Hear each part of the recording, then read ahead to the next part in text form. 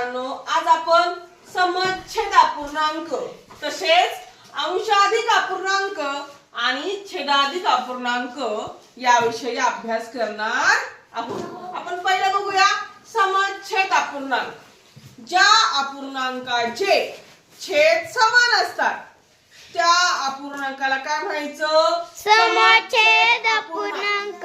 उदाहरणार्थ कसं बघा, 2 अंश छेद 8, 4 अंश छेद 8, 5 अंश छेद 8। म्हणजे या तिन्ही अपूर्णांकाचे छेद कसे आहेत? समान आहेत। म्हणून या अपूर्णांकाला काय म्हणायचं? समछेद अपूर्णांक। आता पुढे अंशाधिक अपूर्णांक।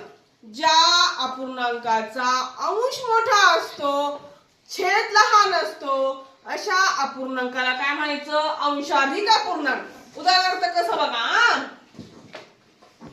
6 अंश छेद 3। अंश कसा आहे? मोठा। छेद कसा आहे? छोटा। 5 अंश छेद 2।